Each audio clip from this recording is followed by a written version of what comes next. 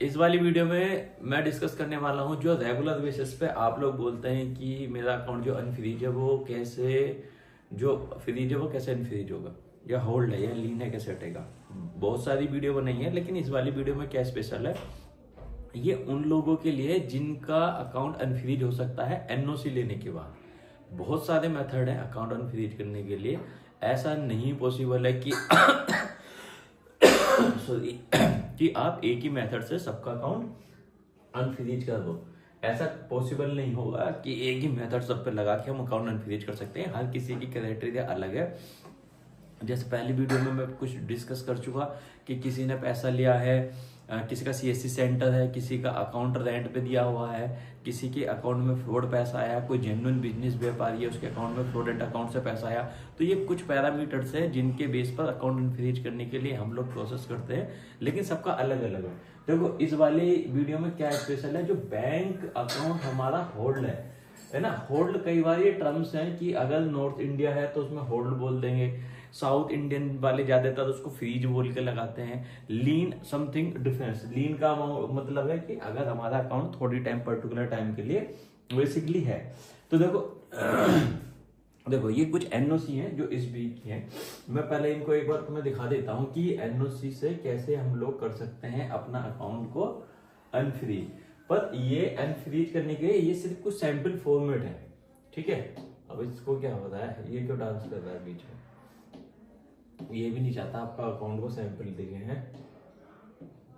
चलो अभी देखते हैं। देखो हर किसी का अलग अलग सैंपल होता है अकाउंट को अनफ्रीज करने के लिए।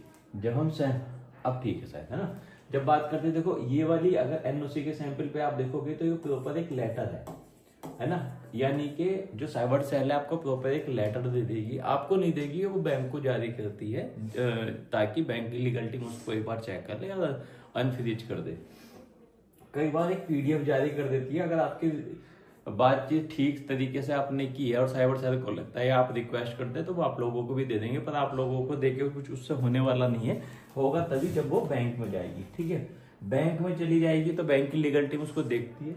मगर कौन लोग ऐसे हैं जिनको एनओसी लेने के बाद ये काम हो सकता है, मेन ऑब्जेक्टिव ये है। ये देखो ये ईमेल के फॉर्म में है ना। मैंने अलग अलग तरीके के इसी वीक के हैं, देख सकते हो, जो जिनको एनओसी देकर अनफ्रीज हुआ है। अब मैंने क्यों 3 ले, देखो ये लेटर है, ये पीडीएफ है और ये ईमेल है। देखो सिंपल चीज, आपको पता है कि लेटर मिलेगा तो लेटर जाएगा, है ना, तो जेन्युइन तरीके से हो जाएगा। लेकिन अब साइबर सेल का जब आप देखोगे जो लेटेस्ट टर्म है या जब से नए रूल बदले हैं, कानून में चेंजेज हुए हैं, आप अगर ऑनलाइन पीडीएफ को भी भेज रहे हो या ऑनलाइन व्हाट्सएप पे भी डिटेल्स भेज दो तब भी वो एक्सेप्टेबल है। तो उस केस में अगर ये मेल भी जा रही है तो देखो मेल का यहाँ पे फॉर्मेट इसीलिए मैंने दिखाया कि मेल भी आप भेजते हो तब भी आपका ये हो जाएगा ओके। यानी कि अगर ये वीडियो को देख के ये लग रहा है कि अगर हमें एनओसी चाहिए तो वो किसी भी फॉर्मेट से चली जाए।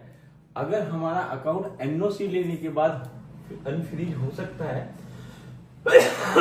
सॉरी, तो ये कुछ प्रोसेस है एनओसी के लिए, ठीक है। अब नेक्स्ट चलते हैं कि एनओसी किनको मिलेगी और कौन ऐसे लोग हैं जिनका अकाउंट एनओसी लेने के बाद ठीक हो सकता है। तो देखो सबसे पहले ये जानना है कि हमारे साथ ये क्यों हुआ और कौन इन्वॉल्व है। यानी कि अगर मैं इस वाली चीज को अब थोड़ा सा क्लियर करके देखता हूं तो आपके साथ मान लो आपका सीएससी सेंटर है, या जैसे मैंने आपको बोला आप बिजनेसमैन है और कोई आपको पेमेंट डाल दिया, या तीसरा आपने रेंट पे दिया, आप बड़े भोले बन रहे हो लेकिन हो साथी आदमी, चुपचाप पकड़े गए तो साहब हमें नहीं पता, नहीं तो आप अब ना एड़ा बन के पेड़ा खा देते, ठीक है। उसके बाद अगर या और टर्म से कि मैंने सर गेम खेला, गेम वाले भाई बहुत हैं, या मैंने यूएसडीटी करा सर, या मैंने P2P करा, या मैं एनआरआई हूं, या मैं बाहर आउटसाइड जैसे दुबई, यूएई या कतर, बहरीन, यूएसए, इन सब में जॉब करता हूं। मैं तो रेगुलर बेसिस पे अपने घर पेमेंट भेजता था, इस बार भेजी तो मेरे को ये सारी चीजें साइबर सेल का नोटिस आया कि आपका अकाउंट फ्रीज है। पहली चीज तो ये है कि अगर एक्चुअली आप कुछ जेन्युइन, देखो 2 तरीके हैं क्यों हुआ, या तो आप एक्चुअल में जेन्युइन बंदे हो या आप इन्वॉल्व हो। अगर इन्वॉल्व हो तो उसके लिए तो ठीक है, वो तो आएगा ही आएगा। लेकिन किसी जेन्युइन बंदे को आ रहा है, सपोज करो तो सबसे पहले डरने की जरूरत नहीं है। आप लोगों को ये कुछ प्रोसेस में इसमें बताऊंगा कि करना क्या है। उन वालों को आप ट्राई करके देखना, उनको ट्राई करोगे। अभी इसी पीपीटी प्रेजेंटेशन में मैं बताऊंगा क्या डॉक्यूमेंट चाहिए होंगे, किस तरह से ले सकते हो। लेकिन वापस से रिपीट कर दूं, बहुत सारे मेथड है, तो सिर्फ एनओसी के लिए जहां नो ऑब्जेक्शन सर्टिफिकेट होता है, एनओसी की डिटेल्स, यानी कि अब साइबर सेल को कोई ऑब्जेक्शन नहीं है, आपका अकाउंट अनफ्रीज हो जाए, उन लोगों ने अपना इन्वेस्टिगेशन करके आपको एनओसी दे दिया।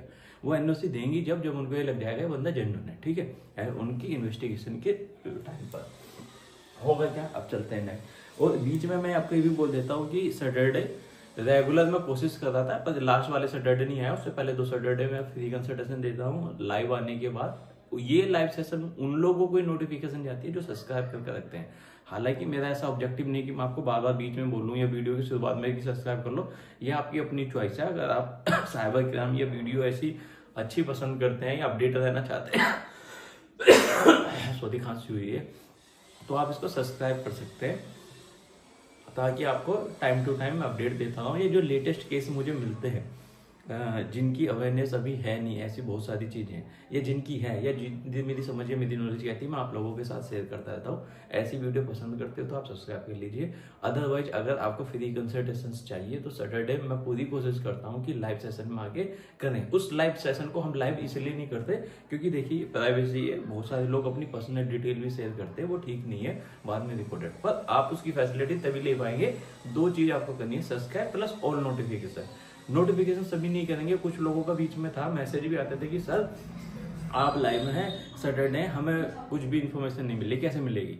तो सब्सक्राइब भी क्या हुआ, तो जब नोटिफिकेशन करते हैं तो वहां पर नोटिफिकेशन में आ जाता है, आप जस्ट क्लिक करो और आप ज्वाइन कर सकते हो, ठीक है। वो भी पेड नहीं है, फ्री है, कभी आप समझे।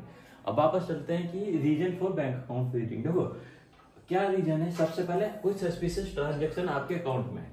जैसे मैंने आपको बोला, देखो कोई भी साइबर सेल या किसी के भी सिर में ऐसा कुछ वो नहीं पड़ा कि आपके पीछे पड़े हो, शाहरुख खान नहीं हो तो अगर कोई सस्पिशियस ट्रांजेक्शन आपके अकाउंट में हुई है, चाहे वो आपकी P2P की हो, चाहे गेम की हो, है ना, या किसी फ्रेंड्स ने की हो, या कोई भी केस हो, आपने सैलरी ट्रांसफर की हो, आपने कोई चीज परचेज की हो, आपने कोई सर्विस दी हो, कुछ भी हो, अगर सस्पिशियस ट्रांजैक्शन रिफ्लेक्ट होती है साइबर क्राइम की इन्वेस्टिगेशन के दौरान कि इस बंदे से, इस फ्रॉडेंट अकाउंट से इन बंदों को गई है, और उनको लगता है चेक करने के बाद, हर किसी को वो भी नहीं करते, सब कुछ करो कि फ्रॉडेंट अकाउंट से 10 बंदों को गया। कई बार ये भी आता है कि सर मेरे फ्रेंड्स को भी ये चीज आई थी, उसका तो हुआ नहीं, मेरा हो गया। उनको लगता है कि कितनी ट्रांजैक्शन क्या चीज है, उनको बहुत सारी चीज चेक करते हैं, उनके पास इतना एक्सेस होता है, तब वो आपका अकाउंट होल्ड कर देंगे या फ्रीज कर देंगे या उस पर्टिकुलर ट्रांजैक्शन पर लीन लगा देंगे। लीन का मतलब ये होगा कि उसी पर्टिकुलर ट्रांजैक्शन को उन्होंने होल्ड किया, बाकी आपका अकाउंट एक्टिव है। होल्ड और फ्रीज जो है वो सिनोनियम से, तो उस केस में ये होगा ये होगा कि सारी की सारी आपकी अकाउंट जो है फ्रीज कर देंगे। तो एक तो सस्पिशियस ट्रांजैक्शन हो गई, या फिर साइबर क्राइम इन्वेस्टिगेशन हो रही है, उस पर्टिकुलर इन्वेस्टिगेशन के टाइम पीरियड में, या उस आईओ जो होंगे इन्वेस्टिगेशन ऑफिसर, उनको ये लगता है कि इस बंदे के अकाउंट में भी सस्पिशियस ट्रांजैक्शन हुई है, तो वो बैंक को एक ऑर्डर पास करने के बाद या रिक्वेस्ट जारी करने के बाद ये सारी चीजें करा सकते हैं, ठीक है। तो अगर इन्वेस्टिगेशन के टाइम पीरियड पे होगा या सस्पिशियस ट्रांजैक्शन होगा तो वो करते हैं, या लीगल प्रोसीडिंग। ये अभी आपसे लेके कोई मतलब नहीं है, ये ही 2 आपके मेन है, ठीक है। सॉरी वो जा रही है। तो अगर मान लो किसी भी वजह से हो, चाहे इन्वेस्टिगेशन के टाइम पीरियड पर हो, है ना, या कोई सस्पिशियस एक्टिविटी पता चली हो, आपका अकाउंट फ्रीज कर दिया, अब आपको कैसे अनफ्रीज कराना है। जो पहली कोशिश थी वो तो समझाने के लिए थी, अब ये आ रहा है कि भाई चाहे इन्वेस्टिगेशन में हो या उनको लगा हो मैं जेन्युइन हूं या मैं एक्चुअली इन्वॉल्व था, अब अनफ्रीज कैसे होगा मेरा अकाउंट। क्वेश्चन तो मेन ये है सब लोगों का कि जो होना था वो तो हो गया। देखो अब आपके राइट्स क्या है और आपकी रेस्पॉन्सिबिलिटी क्या है। सबसे पहले तो आप सारे लोग ना, फंडामेंटल ड्यूटी है, जैसे हमारे फंडामेंटल राइट है ना, मौलिक अधिकार, वैसे हमारे मौलिक कर्तव्य भी है। कॉन्स्टिट्यूशन जो है हमारा संविधान के चैप्टर 4 में मिल जाएगी आपको, और उसकी जो 11 ड्यूटीज हैं वो भी एक बार पढ़ना है कि हमारी है क्या। अब अधिकार तो आप लोग ले लेते हो, मगर जो अपनी ड्यूटी है उनको भी तो निभाओगे ना। तो उन ड्यूटी केस में देखो सबसे पहले क्या होगा, जो आपके राइट से मैं वो डिस्कस कर रहा हूँ, अब आप कैसे कर सकते हो, ठीक है।